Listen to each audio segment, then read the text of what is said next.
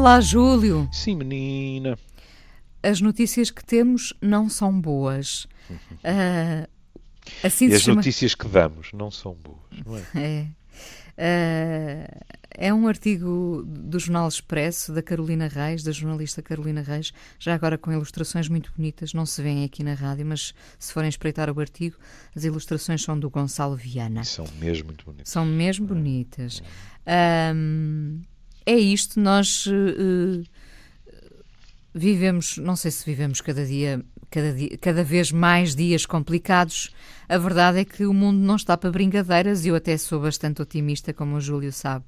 Mas, aliás, a nossa próxima semana vai confirmá-lo, não é?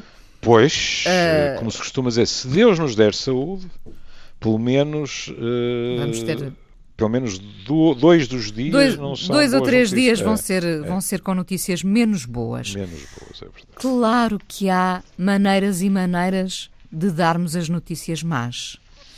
E isso também faz diferença, não é, Júlio? Também, em várias profissões. E este artigo é outro dos pontos de interesse que tem. É que... Vai dos tribunais aos hospitais. Aí está. Meia culpa, não é? Nós temos muita tendência para pensar logo nos médicos e nas questões de saúde. Porque, na verdade, a saúde é a coisa mais importante Aí que está, temos. não é? Mas o artigo, na minha opinião, é muito interessante porque varre diversas profissões, desde, e veremos, porque há aqui uma descrição magnífica da abordagem profundamente humana de um juiz, a questões tão horrivelmente prosaicas como despedimentos. Pronto. E tudo isto são más notícias. São sempre más notícias. E, embora a basezinha de tudo isto seja o respeito pelo outro, a capacidade de estabelecer uma ligação empática com a outra pessoa, quer queiramos, quer não, aprende-se. E é muito mais fácil não aprendermos. Primeiro de tudo, convém gostar de pessoas, não é? É. Parece que eu estou a dizer uma lapa banalidade. aliçada, Mas pois, nem toda a gente gosta de pessoas, de lidar com pessoas. É assim, lidar com pessoas às vezes já é uma complicação. Ter que dar notícias menos boas aos outros é mesmo uma coisa complicada, não é? E depois é evidente que há profissões e profissões. Sei lá.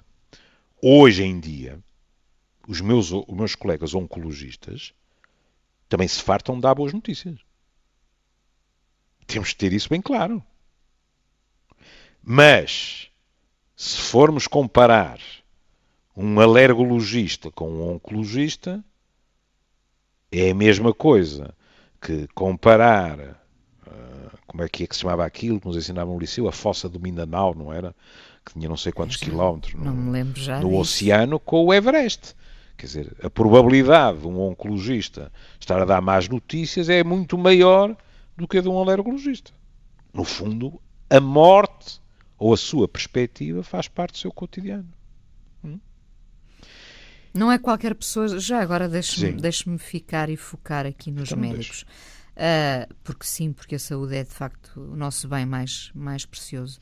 Não é qualquer pessoa que tem estrutura para ser médico. À parte dos bons resultados académicos.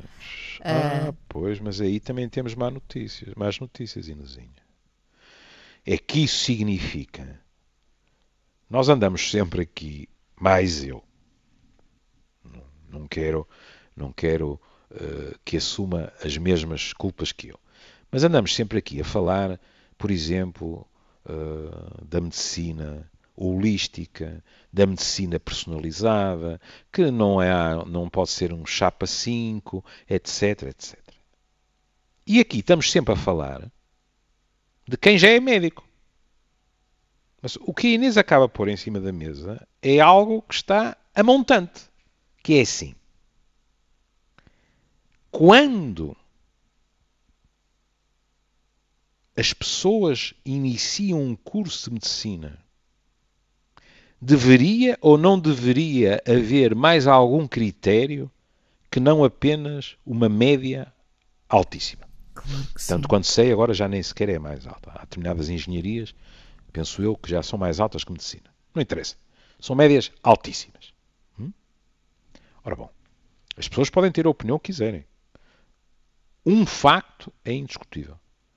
As médias altíssimas não provam rigorosamente nada da capacidade daquela pessoa para, naquilo que eu considero o fulcro de qualquer relação de ajuda, neste caso a medicina, da sua capacidade para estabelecer uma boa relação de ajuda. Nada. Lembra-se que, eu sei que já não foi nos últimos meses, mas lembra-se de eu lhe dizer num registro paralelo que uma vez as 3 médias de 18 do meu curso iam calmamente por um corredor do Hospital São João e de repente uma pessoa teve uma crise epilética à nossa frente. E as 3 médias mais altas ficaram petrificadas. E um colega nosso, que se deve ter formado, se bem me lembro, com 11, 12 ou 13, imediatamente tomou as medidas necessárias para ajudar aquela pessoa. Lá está. Percebe? Uma coisa é ter notas altas nos exames. Outra coisa é estar à cabeceira do doente, ter o doente à nossa frente, etc, etc.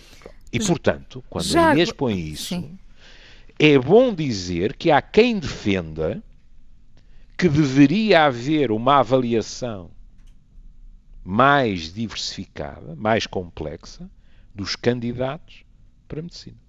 Já agora acha que quando um médico não tem estrutura para isso, não tem essa capacidade de lidar com os doentes, tem consciência? Não. Não, acha que não? Quer dizer, alguns têm, e honra-lhes seja.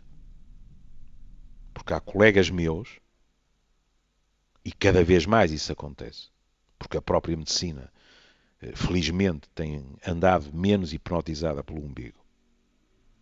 E uma frase que normalmente a Inês costuma ter a gentileza de acrescentar, que é, se lhes derem condições para isso. Mas cada vez mais colegas meus, por exemplo, pedem informação a nível da comunicação. Isto significa a inexistência de alguns de nós que parece que nasceram ensinados? Claro que não. A Inês, ou por si, ou pela sua filhota, seguramente já consultou médicos, alguns da velha guarda, que a Inês sai de lá e pensa assim: bom, pela idade que este homem tem, não acredito que houvesse naquela altura grandes preocupações de formação, de técnicas de comunicação, etc, etc. Mas o homem é um espanto. Ao fim de 3 minutos, o homem ou a mulher, credo, ao fim de 3 minutos, eu sentia-me tranquila, tinha absoluta confiança nele ou nela, etc. Não estou a negar isso. Agora, o que é demasiado preguiçoso é às vezes refugiarmos no lado escuro da lua e dizer assim: pronto, tudo bem, mas isso é um dom. Uns têm-no e outros não têm. Não, não. Quem não tem, pode ser que nunca chegue a espontaneamente ser tão empático como aquele homem ou aquela mulher. Mas a empatia também se trabalha, não é? Nem mais. Mas pode aprender e muito. Agora, é evidente que existe esforço. E como a Inês costuma dizer, exige que sejam dadas condições. Tempo. Não é? Nós precisamos sempre de tempo. Por exemplo, que seja permitido a alguém que coordena uma determinada unidade dizer assim: ó gente, agora vamos fazer uma ação de formação de X horas só sobre relação médico-doente. Ela tem possibilidade de fazer isso, essa pessoa? Tem as horas suficientes? Tem os meios suficientes? Tem a quem recorrer? Se tem, ótimo. Arrisco-me a dizer que não é a regra geral. Aqui e por outro lado, desculpe só para acabar pela questão que pôs, e por outro lado, temos que ser humildes e admitir que não poucos de nós continuam a funcionar num registro perfeitamente paternalista da medicina. E quando eu digo paternalista, pode ser também exercido por mulheres, cuidado, não é? Portanto, um registro oblíquo de poder, em que se costuma dizer não é a medicina centrada no doente, mas é a medicina centrada no médico, em que o problema nem sequer lhe ocorre, porque é um honesto ou uma honesta profissional que está preocupado em fazer um bom diagnóstico, em fazer um bom tratamento, mas que às vezes até o irrita ou irrita um bocado tanta discussão por causa de como é que se fala, como é que não se fala. Isto é muito simples. Mesmo que isto não seja pensado assim, e às vezes é, mas de uma forma inconsciente, é assim que se age. Eu sou competente, portanto eu sei como se trata isto, sei o que é melhor para ele ou para ela, a obrigação dele e dela é seguir as minhas instruções, ponto final, parágrafo, vai correr tudo bem. Acontece que o outro é um sujeito com S grande. E, portanto, tem o direito de ser tratado como isso. Estamos a falar essencialmente de médicos, não é? Estamos a falar das notícias que muitas vezes os médicos têm para dar e que não são boas, mas, por exemplo, olhando para este artigo da Carolina Reis, fala-se também, e são casos importantes, os casos de justiça. Nem mais. Não é? Temos aqui um caso com um depoimento muito interessante de um juiz do Tribunal de Família, Joaquim Silva. Faça-nos o favor e leia, porque eu acho que é importante isso. Ainda hoje, ao fim de 30 anos de carreira, Joaquim Silva, juiz do Tribunal de Família, não fica bem depois de dizer a uma mãe que lhe vai tirar o filho e colocá-lo à guarda do Estado por ela ser incapaz. Ou de informar um pai que lhe vai reduzir os direitos de visita porque a sua presença deixa o menor instável. É um ato difícil, tento colocar-me sempre do lado de lá do outro, diz este juiz, Joaquim Silva. São palavras duras demais para serem lidas numa fria e seca sentença. Por isso, explica as decisões com palavras adequadas para quem está a ouvir. Como aquela vez em que disse a um casal que a filha mais velha ia ser entregue para a adoção. Decisão difícil de tomar, dura de ouvir, irreversível para aquelas 3 pessoas cujas vidas estavam nas mãos do magistrado. Vi, diz o juiz, vi que a mãe ficou com uma profunda baixa autoestima. Sentiu que falhou e não foi competente para tomar conta da criança. Aquela mãe era um ser humano, uma mãe que acabou de perder um filho. Isto é fortíssimo. Pois é. Este juiz diz que levará aquelas palavras para o resto da vida. Exatamente. E o que é que ele fez? Pronto, primeiro leu a sentença e depois falou diretamente aos pais.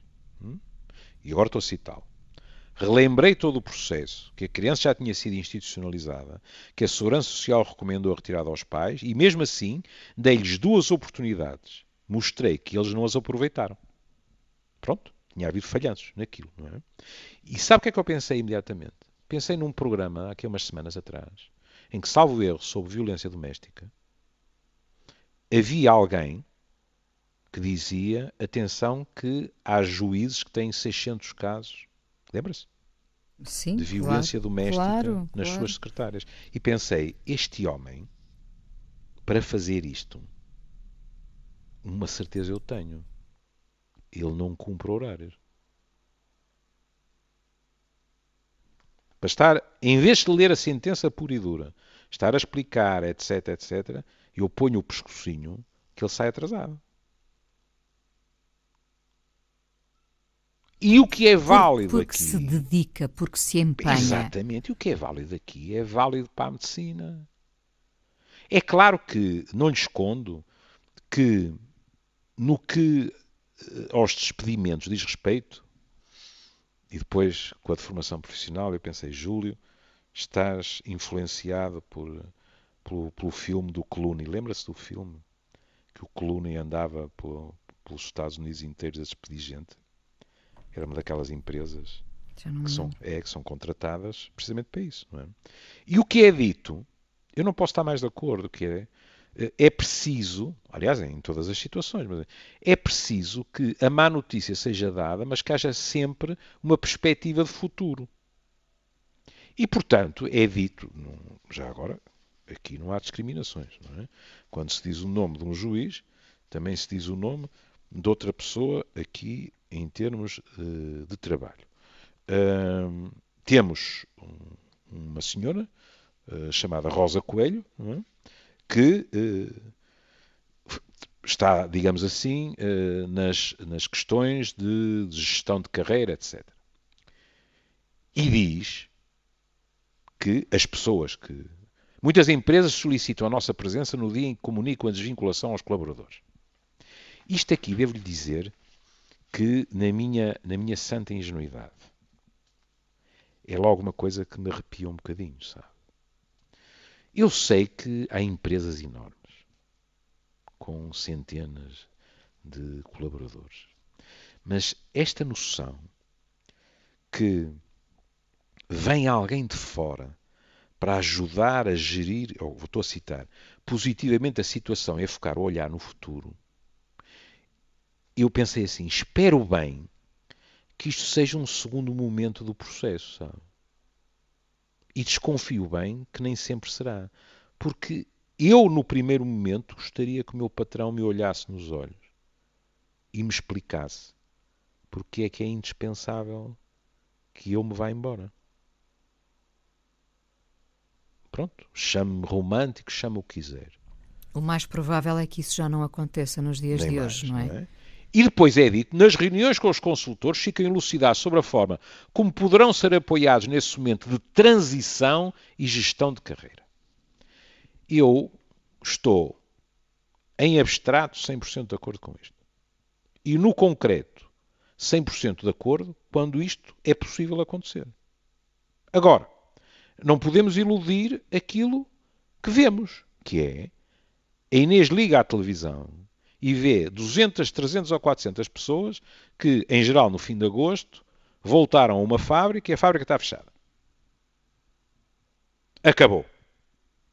De vez em quando até vê essas pessoas em turnos para que não sejam retiradas máquinas, etc. Ou seja, património da empresa que pode ser importante para que se cumpra, ao menos em parte, os direitos daquela gente. E o que é que a Inês ouve quando se põe um microfone à frente daquelas pessoas? Na maior parte dos casos houve assim. Eu trabalho aqui há 20 anos, tenho 50. Onde é que eu agora vou arranjar outro trabalho?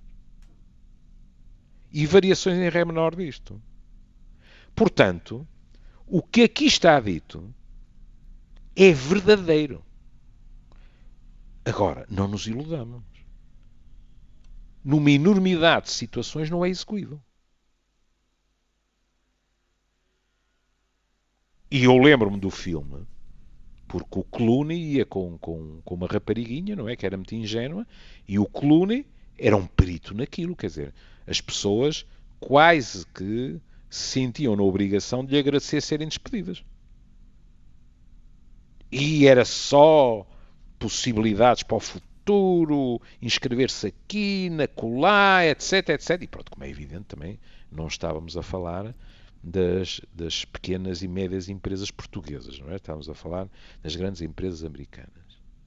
Mas o filme impressionou-me, aquilo tinha qualquer coisa, porque ele estava sempre no ar. Nas nuvens. Nas nuvens, é isso, exatamente. É isso, bem me parecia. Não Viu? Tinha... Vi. Eu fiquei impressionadíssimo com o filme.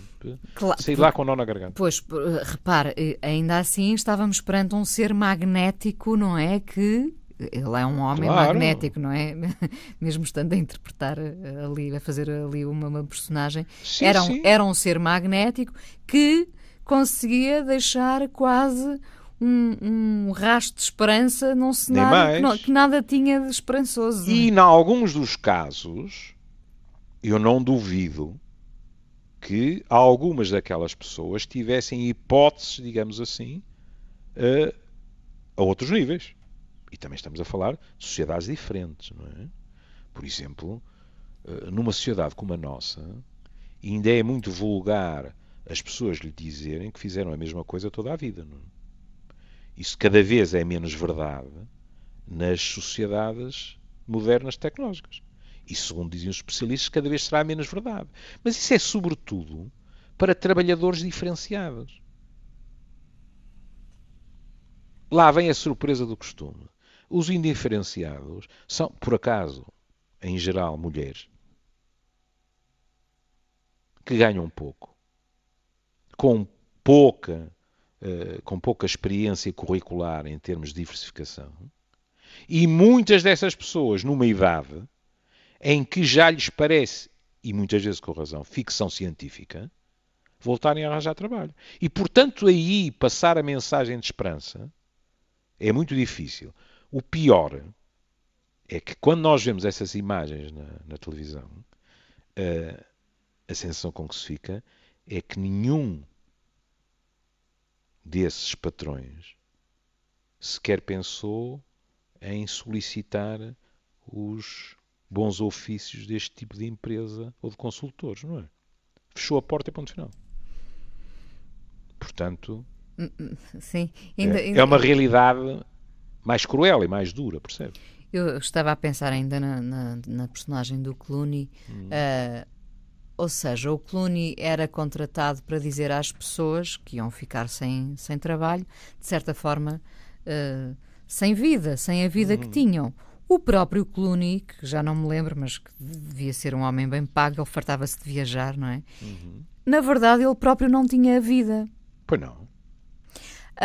Bom, neste caso ele era um privilegiado, não é? Porque ele tinha emprego e ele estava a comunicar. O emprego dele era dizer aos outros que iam ficar sem emprego. Mas às vezes também temos que nos pôr desse lado, do lado das pessoas cujo trabalho é um trabalho maioritariamente feito de situações negativas, não é? Pessoas que fazem este tipo de gestão, não é? De recursos humanos, não pensemos que lhes é sempre fácil fazer este tipo de comunicação, ir dormir pensando que acabou por ser o porta-voz de uma má notícia, não é? Inês, no filme, por exemplo, a Inês via a percentagem de pessoas, umas que ficavam completamente petrificadas, outras que ficavam em lágrimas, outras que ficavam em raiva. Ou seja, é uma profissão de stress, a menos que a pessoa já esteja de tal maneira couraçada que se esteja completamente nas tintas para o sofrimento que presencia todos os dias. Mas isso também se aplica na medicina.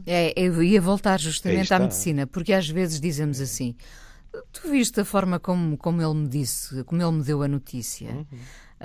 E de facto, às vezes os médicos também podem ser frios, não é? A verdade é que nós temos que pensar que há ali uma defesa deles, não é? Porque... E tem de haver. Pois tem que, claro, não é? Porque senão, pronto, agora é a palavra oficial, porque senão o burnout é garantido. É só perguntarmos quando. Agora, a defesa tem que ser à volta de um ponto de equilíbrio, digamos assim. E, em geral, o que nós conseguimos, o melhor que conseguimos é balançar à volta desse ponto de equilíbrio. De um ponto de equilíbrio em que nós não estamos tão envolvidos que nos consumamos na doença daquela pessoa. Olha, a convite da professora Inês Jungenellen, filha daquele amigo que tantas vezes eu falo aqui, lembra-se, Jean-Pierre, que eu perdi há 17 anos atrás, e em casa de quem cheguei a viver, era como um irmão. As pessoas crescem, não é? A filhota dele, hoje em dia, é professora doutora na lusófona, na área da psicologia. E a professora doutora Inês Jungenellen, que me conhece gingeira, telefonou-me e disse assim, olha, tu não queres vir ver uma conferência que vai haver aqui? Sai sim, e que conferência? É uma coisa sobre cuidados paliativos, e eu aí comecei a desconfiar. E então era uma conferência dada aí por um tunante da cidade que é o professor doutor João Machado Vaz. Já ouvi falar. Já ouvi falar. Não é? E eu fui. Por acaso a coisa correu bem, porque eu pensei bastante antes de ir. Porque não era evidente que a minha presença fosse sentida como agradável. Claro, era uma espécie de pressão, não é? Podia ser sentida como uma sombra, digamos Claro, assim, e pressão. E, aliás, disso percebo eu, que nas vezes em que falei com os meus filhos no público, a Inês sabe isso, estive sempre muito mais tenso. Não é? Pronto. João Machado Vaz, filho de Júlio Machado Vaz. Exatamente. Pronto. E que trabalha em paliativos. E ouvi-lo falar, não é? Em primeiro lugar, eu tenho a profunda convicção que seria incapaz de trabalhar em paliativos.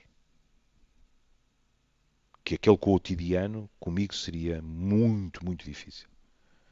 Que eu não conseguiria manter o equilíbrio necessário. Mas isto é uma fantasia como outra qualquer. Não é? Mas, ao ouvi-lo falar das coisas básicas, e eu acho que isso é muito importante, ouvir dizer, por exemplo, e eu recuei 20 ou 30 anos, ouvir dizer, e ele estava a falar para alunos de psicologia, ouvir dizer, vocês têm que ter a noção de que o nosso papel não é apenas a intervenção super especializada de uma dada técnica psicológica. Há coisas muito básicas e que têm a ver com o funcionamento das várias profissões e do serviço, etc. Não é? E pôs um exemplo em cima da mesa que é assustadoramente cristalino. Que é assim. Pensem, por exemplo, outra vez não. Chega. Pensem, por favor, em alguém que está num internamento. Num internamento que até pode ser o último internamento antes de um desfecho fatal. E imaginem um profissional de saúde que se refere a esta pessoa falando com outro profissional de saúde, dizendo o da cama 15.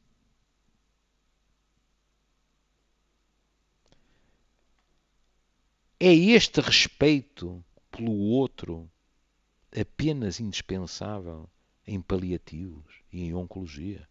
1000 vezes não. Mas neste tipo de situação, aquela pessoa está provavelmente já não é em risco de vida. Está no fim da vida. E é perfeitamente coisificada como sendo o ou a da cama 15.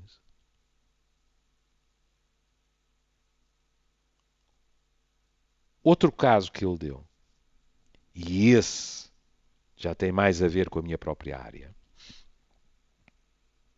ele disse em relação a uma determinada pessoa que era portadora de VIH, que numa determinada situação tinha ficado surpreendido com a surpresa da pessoa porque ele a tinha cumprimentado com um beijo na face. E teve até... Sendo filho de quem é, eu pensei cá para mim, já sei qual é a frase seguinte. E acertei. Porque ele disse, e em princípio nós somos ensinados que não se fazem estas coisas, não é? Não se dá uma beijoca na bochecha de alguém que está ali ao nosso cuidado, etc, etc. E, portanto, para não criar laços. Pronto. É isso? E porque, em termos da ética profissional, não é? Isso em princípio não acontece. Pronto. Em princípio. Depois, na prática, até porque de vez em quando é difícil. Olha, por exemplo, na minha profissão, que é dele, no fundo, não é? Às vezes é complicado. Por exemplo, às vezes chega-me eu tenho 68 anos, quer dizer, chega-me um casalinho ao consultório, ele estende-me a mão e ela enfia-me 2 beijos. E agora eu vou dizer àquela rapariga, ai, meu Deus, nunca mais faça isso, porque isto foi uma violação ética grave. A senhora sai, mas é imediatamente preocupada, não é? Era ridículo com este dizer, tipo não quero falar. Claro, não é? claro. Mas neste caso particular, ele ficou surpreendido com a surpresa dela e depois percebeu. é que, sendo ela portadora de VIH, as pessoas evitavam qualquer tipo de toque. As pessoas sabem, racionalmente, que não há perigo de contágio, mas mesmo assim mantêm distância física. E, portanto, é o que eu fantasio, aquela pessoa disse, epá, olha alguém que não tem medo de mim, que se aproximou. E o bem que isso pode fazer. E o bem que isso pode fazer. Não é? Agora, voltando à questão das más notícias. Por exemplo, há aqui um colega meu, o Dr. Maia Gonçalves, que diz a tal questão do futuro. Costumo sempre apresentar uma solução. Se é um caso de cancro, por exemplo, marco logo a consulta com o oncologista e falo em planos de tratamento. Ajudo a encontrar a paz possível. É evidente que agora a Inês me pode dizer assim, está bem, mas em contrapartida, com um bocado de azar, o oncologista não pode fazer a mesma coisa. Porque aqui apareceu uma doença oncológica e imediatamente se diz, mas atenção, era 1000 vezes melhor que isto não tivesse aparecido, mas há tratamentos, vamos explorá-los, eu vou referenciá-lo ou referenciá-la para um colega meu de toda a confiança, etc, etc, e isto dá algum alento à pessoa. Mas no fim da linha, quer se queira, quer não, há pessoas que têm que se debater com a dúvida. Como é que eu digo, por exemplo, que já não faz sentido continuar quimioterapia? Como é que eu digo que agora, pronto, é o parênteses que eu costumo fazer, e os cuidados paliativos não são só isto, fecha parênteses, mas como é que eu digo que agora o melhor é recorrer aos paliativos de maneira que a pessoa esteja confortável durante o tempo que lhe resta viver? É que aqui é muito mais difícil dar a vertente de futuro positivo, Claro. não é? Não há mais nenhum colega, nós não podemos dizer, olha, e agora vou mandar para paliativos e isso é uma grande notícia. Não. Os paliativos, por melhores que sejam, na cabeça da pessoa, têm o significado, pronto, vão fazer o melhor que puderem, por mim e pela minha própria família, porque os paliativos são sistémicos, mas o que me está a dizer é que em termos da minha doença, não há mais nada a fazer. Ter a possibilidade de escolha ou dar a possibilidade de escolha ao outro, eu julgo que é o melhor que se pode fazer, não é? Mesmo numa questão destas, em que sabemos que o cenário da morte é um facto, não é? Quer dizer, é um facto para todos, nestes casos, muito mais rapidamente. Dar a possibilidade de escolha às pessoas ou aos seus próximos.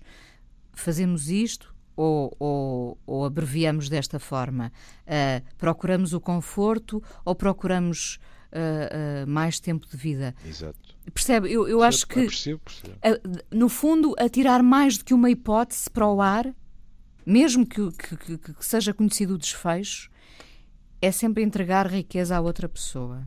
E também muitas vezes pôr-lhe um peso terrível em cima dos ombros, diga-se passagem. A escolha. A escolha, nomeadamente quando a escolha nem é da própria pessoa, é, por exemplo, de um familiar.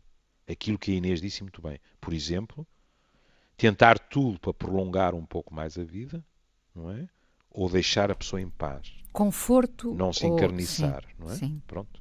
Eu lembro de uma pessoa amiga que teve que tomar essa decisão e que chorou horas em minha casa. Não é? Pronto.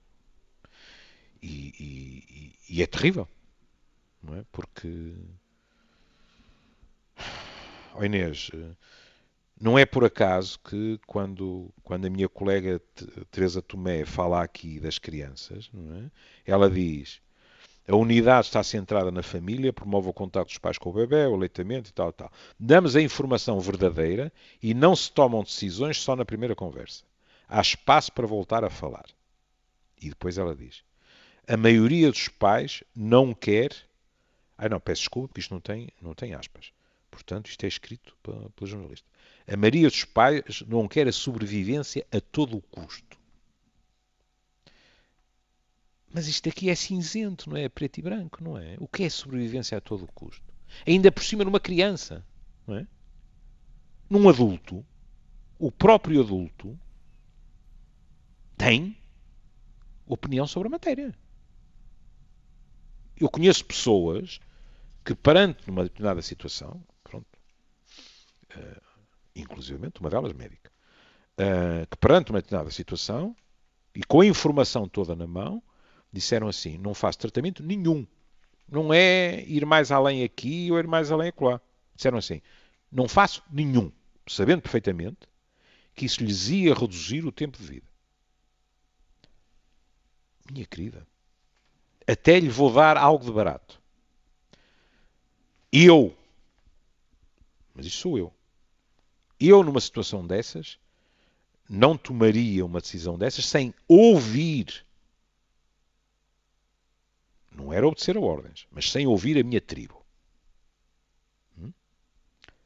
Mas acho que a pessoa tem o direito de tomar uma decisão dessas. Muitas vezes a pessoa está numa situação, e já falámos aqui, e pronto, e por causa das discussões que de vez em quando andam no ar, não estamos a falar de morte medicamente assistida. Não é isso. Estamos a falar de nós médicos evitarmos o encarniçamento terapêutico e estamos a falar do direito, que é consensual entre a classe, de alguém, a partir de uma certa altura, dizer chega. Não é pedir para o ajudarem a morrer ou a ajudarem a morrer. Não estamos a falar hoje disso. Mas a pessoa dizer chega. Acabou. Não quero mais. Agora, tudo isto pressupõe, por parte dos profissionais de saúde, uma disponibilidade para a escuta e, inclusivamente, temos estado aqui a correr vários colegas, e lamento muito, porque não temos tempo para nos referirmos a tudo o que cada um deles disse, não é? Mas, por exemplo, agora o meu colega Álvaro Cohen fala de uma situação que, de uma forma diferente, por razões diferentes, eu conheço, não de uma forma tão dramática, não é? Mas ele diz: os médicos também têm de estar preparados para que os sujeitos às suas más notícias nunca mais os queiram ver. E ele diz: já me aconteceu ir na rua e reconhecer uma cara. A pessoa vir ter comigo e relembrar-me do que aconteceu e dizer-me: achei que tinha sido bem tratado, mas nunca mais quis ver a sua cara, desculpe. Nós temos de estar preparados para isto. Porque são associados ao choque e ao trauma. Claro. Nem mais. Eventualmente. E mesmo quando correu bem, agora imagino. Mesmo quando correu bem. Porque é que eu digo, sei como isto é na minha área com a sua especificidade? Seria de uma estupidez assustadora, de um narcisismo abjeto da minha parte, ficar chocado por exemplo, encontrar alguém, olha, que me procurou por uma depressão e que as coisas correram bem, e essa pessoa não vir com um sorriso de orelha a orelha cumprimentar-me na rua. Desde logo por duas razões. Em primeiro lugar, porque ainda há discriminação, embora, felizmente, muito mais matizada, mas ainda há discriminação para com as pessoas que recorrem à psiquiatria. E, portanto, uma pessoa tem todo o direito de dizer assim: eu agora vou cumprimentar aquele tipo, volto para a minha mesa e vão-me perguntar: de onde é que o conheces? E se calhar vai haver gente na mesa que vai dizer: queres ver que ele foi doente do fulano? Que foi consultá-lo ou qualquer coisa? Portanto, tem todo o direito disso. Mas não é o mais importante em relação ao artigo que nós lemos hoje, não é isso. É verdade que quem esteve deprimido nunca o esquece. Mas se a pessoa dispensa estímulos que o reenviam ou a reenviem para aquele túnel em que achava que não havia luz ao fundo, eu tenho que compreender isso. Tenho que compreender tanto isso, Inês, como as pessoas que de vez em quando, de um ano a um ano, de 2 anos a 2 anos, apitam, em geral no Natal, para o consultório, desejam boas festas, não é? E ou eles o dizem, ou eu percebo que também é para saber se o velhote ainda está vivo. No fundo é para dizer ainda cá estamos. Exatamente. Se eu tiver que ir à revisão dos 100.000, ainda posso ir ao mesmo. Não é? O que é importante, como compreende. A morte, e agora direi, do nosso médico e não do nosso psiquiatra só. Quando nós temos uma relação forte, uma aliança terapêutica forte com o nosso médico, a morte do nosso médico é um golpe duro. Porque aquele tipo de confiança não se constrói em 1 mês ou 2. Constrói-se em anos. O ideal era que pudéssemos ver sempre o nosso médico, ou um dos nossos médicos, como quase um familiar, não é? Alguém que nos conhecia, e nós também acabámos por conhecer aquela pessoa, que não se erga um muro para lá da questão ética, mas que se possa conviver e perguntar e saber que aquela pessoa tem uma família, aquela pessoa que é o médico também, não é? Que haja aproximação. Eu acho que o que faz a diferença, este artigo confirma-o, e nós de facto ficámos muito pelo lado dos médicos, mas mesmo noutras profissões, o que faz a diferença é a disponibilidade de nos aproximarmos da outra pessoa. Mesmo que, reparem, em muitos destes casos, se calhar não voltamos a ver as pessoas, este juiz não voltou a ver esta ou aquela pessoa, este médico fez um diagnóstico, não voltou a ver aquela pessoa, mas às vezes podemos escolher a forma como dizemos as coisas. E estamos quase a terminar, não? 3 minutos. 3 minutos. Ao fim de um poema do Neruda, que se chama O Teu Riso, isto tem muito a ver, digamos assim, com a morte não é só física, também há mortes psicológicas. Não é? E na solidão nós podemos estar envolvidos num processo de morte psicológica. Não é? E isto tem muito a ver, quando falamos de empatia, etc., com a existência do outro. E o poema é longo, eu só lhe leria o fim. Rite da noite, do dia, da lua, rite das ruas tortas da ilha, rite deste grosseiro rapaz que te ama. Mas quando abro os olhos e os fecho, quando meus passos vão, quando voltam meus passos, nega-me o pão, o ar, a luz, a primavera, mas nunca o teu riso, porque então morreria. Claro. Às vezes não é preciso um riso, basta um sorriso acolhedor. E as nuvens não desaparecem todas, minha querida. Mas nós não nos sentimos sozinhos perante o que está a acontecer. Mas fica ali um raiozinho de sol a espreitar, não é? Nem mais.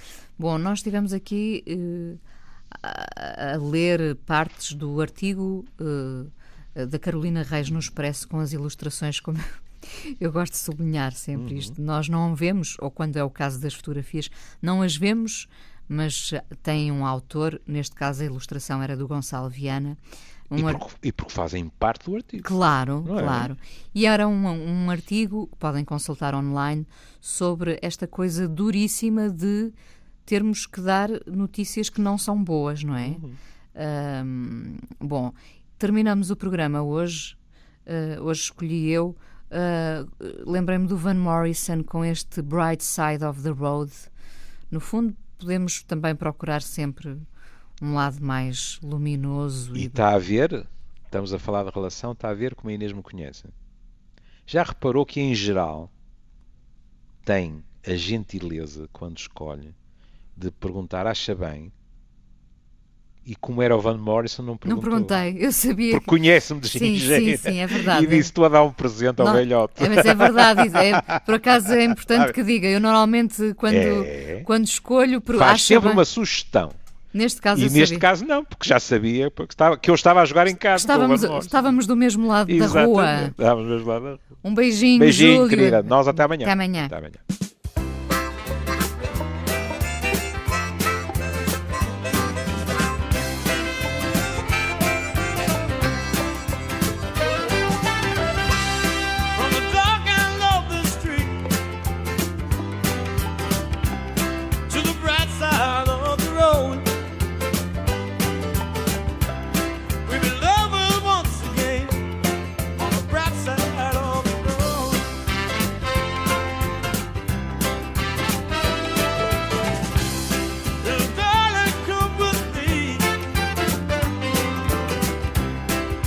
help me share my load. From the dark and lovely street to the bright side of the road.